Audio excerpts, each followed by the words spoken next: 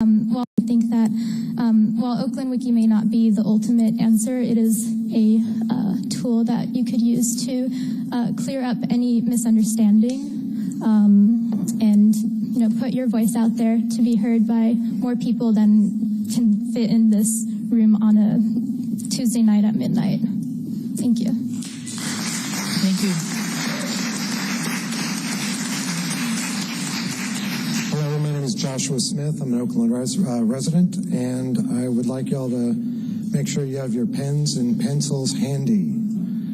All right, first of all, the language and terminology you're hearing in public and in the council and that goes out to the mainstream media, you'll see the definition of the Domain Awareness Center. Behind the scenes, you'll see terms like police-centric, maritime-centric. It's a hybrid of the two, but I don't believe we're hearing the terms police-centric.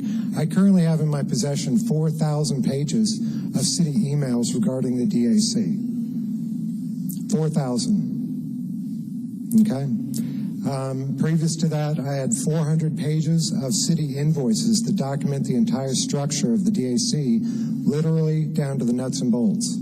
That was published to the world on publicintelligence.net. Now, the DAC is a fusion center by their own definitions in their own internal emails. The media is going to get this Friday, and then it goes out on Public Intelligence next week. Now, you hear these people talking about the poor and the oppressed and the issues of the brown and black being surveilled. In concert with the DAC funding in March of 2013, HUD gave a grant of $250,000 to the Oakland Housing Authority for a surveillance system which includes cameras and recording equipment. And the Housing Authority, Oakland Housing Authority, is scheduled for integration in Phase 2, where we just received funding for a surveillance system.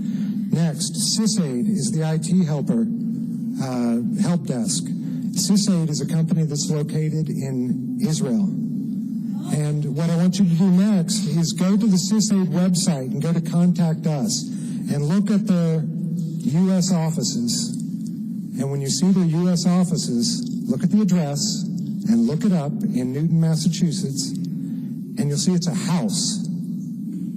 It's a house owned by a photographer named Mordecai Hodis. Okay? The SysAid's headquarters are in Airport City in the same building as El Al Airlines. Now, on the nuclear waiver, in the RFP, SAIC reported that they assumed they were going to be given a waiver for the nuclear-free ordinance. So the questions we're going to have coming out in the media and to the world are, why did they assume that? And then within the 4,000 pages of emails that I have in my possession, it documents the attempt for the city to get this waiver done for them. Okay?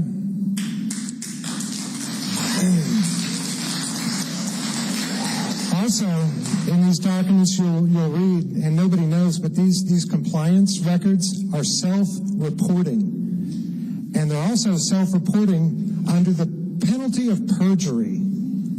So what do we have here? We have that they assumed they were going to be given a waiver. We don't know why that is, but we know that it was actively being pursued by the city council. Most actively by the one person who just left. Okay, and we know the second choice is Motorola. All right? 2 seconds. So, and most importantly, do not focus on anything involved in what you're hearing or seeing about the DAC currently. You need to focus on what it can become, emerging and future technologies. And lastly, you got that right. And lastly, I want you to look something up on YouTube called Cam Over. Thank you.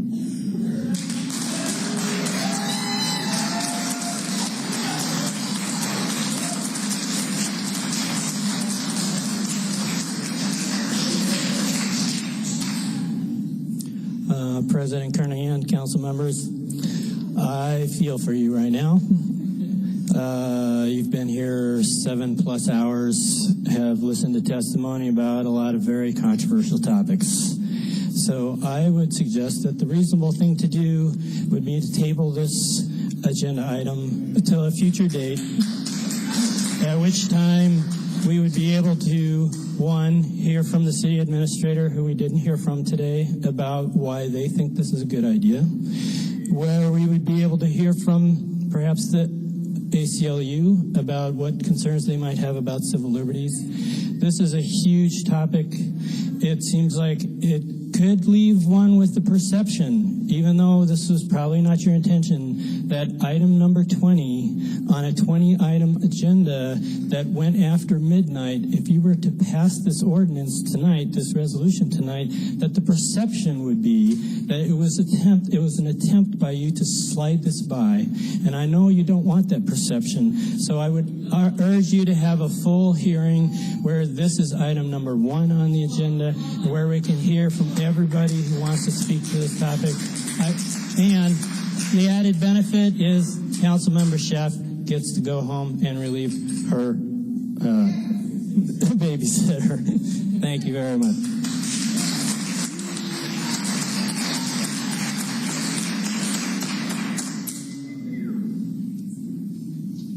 So that is all the public speakers.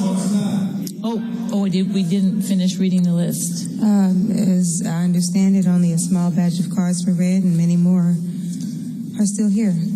Okay, keep going. Power and Privilege, College Rothschild Shakur, Frank, Luther, is it Blissett?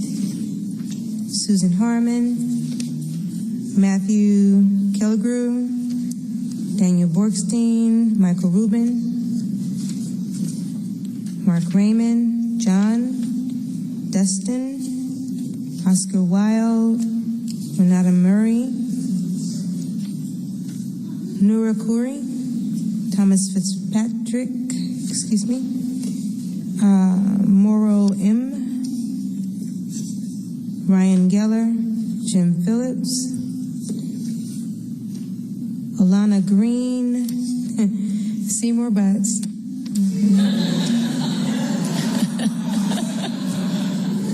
I get this on a regular basis, so I'm going to find out. Jesse Chan and Valerie Wine-Miller. Thank you for the laugh. All right. Anybody whose name was just called, please approach the podium. Khalid Rothschild Shakur. SAIC personnel were instrumental in pressing the case that weapons of mass destruction existed in Iraq under Saddam Hussein, and that war was the only way to get rid of them. When no weapons of mass destruction were found, SAIC personnel staffed the commission set up to investigate how American intelligence could have been so disastrously wrong, including Gordon Oler, the commission's deputy director for review, a 25-year CIA veteran, Jeffrey R. Cooper, vice president and chief science officer for one of SAIC's subunits, and Samuel Vissner, as SAIC vice president for corporate development, who had also passed through the revolving door and back to the NSA. David Kay, who later chaired the Iraq survey group, which showed that Hussein didn't possess weapons of mass destruction, thereby proving that the war was launched under the false pretenses, is also an SAIC shareholder and former director of SAIC's Center for Counterterrorism Technology and Analysis. I'm wondering if everyone's aware of SAIC's dark history when you pass phase 1 and going into phase 2, exactly what they're involved in, the murderous acts that they're involved in. And this is who you're going to take on to save the peace in Oakland, when all it's going to be about is what it's about. The NSA, Department of Homeland Security, FBI, CIA. You're concerned about facial recognition. They don't have to come and ask you any permission. You're pawns. They're not going to ask you anything. You don't know how to write code. You don't even know, like everyone's saying, what you're getting into. these young coders are going to tear your asses apart. They are. Because you have no idea what you're doing right now, and you're saying it's to save the citizens of the city. What it is here to do is to spy on the people of this city. Because that's what SAIC does. They're spies. That's what they do. And if you research them, you would know that. You would know. No, I'm going to continue. Who's going to man it? That's something that has been brought up as well. No one in the Oakland Police Department can be trusted. It was mentioned before with the CPRB, Derwin Longmire, and people who were involved. I've given you several more minutes. Yeah, that's cool, but I'm going to go like everybody else too. Please wind up. I'll wind up. Derwin Longmire, who was involved with the murder of Chauncey Bailey, okay, tainting evidence, was fired and then rehired, and he was one of the main goons that assaulted people on Thanksgiving at Occupy Oakland.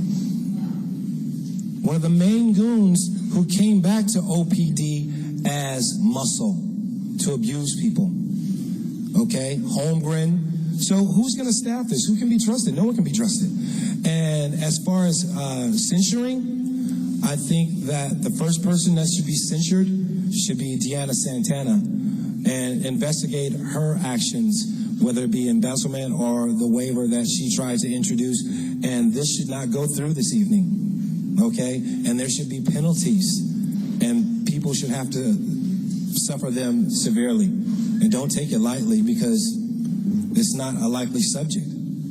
And the fact that you put it last is so insulting to the community, so insulting to people that are going to be misrepresented.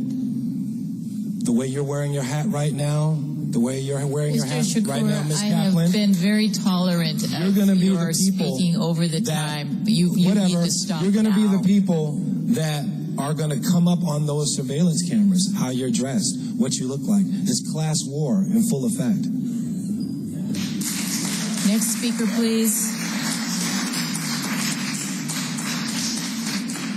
My name is Seymour Butts. I just want to know how we can trust a police force with such a history of blatant abuse of its own citizens to handle something as intrusive as the DAC, a police force that beat the shit out of protesters and tear gassed them and flashbanged them and put an Iraq war veteran in a coma. How can we trust them? How can we know that they're going to use this technology wisely? Also, I want to note that Mayor Kwan has been on Facebook all night. I see her from up there, and this guy really needs to stop playing Bejeweled. Like, really, though. All right, thank you. Next. Zagan Kabir, Oakland resident, and I have Mark Raymond seat his time as well. I don't think I'll go over though. The Domain Awareness Center is one of the most serious attacks on our civil liberties we have ever faced in Oakland and America, for that matter. One city council member stated to me that he understood that the only other city with such an extensive surveillance center is New York City. And New York is becoming like another London, which is known for mass warrantless surveillance of its citizens. Is this the kind of world we want to live in? Is this what we want our great city to be, a mini surveillance state where the police has unlimited, unwarranted access to our movements and our whereabouts? This is not the world I want to live in. This city council was responsible for this mass intrusion of our privacy. This city council was responsible for the end of all Oakland residents' privacy. This city council is legislating away our rights, our freedom to be anonymous, our freedom to be political dissidents, our freedom to not be tracked and followed with electronic surveillance cameras and license plate readers. The city is being extremely secretive in this process, not revealing its true intentions. This is a Department of Homeland Security and OPD plan to silence dissent. No matter what their intentions are, this city council is not being our friend. If we don't stop this city council, the city council will be responsible for more future attacks on our liberty and civil rights as more police, state initiatives are brought before us. The city's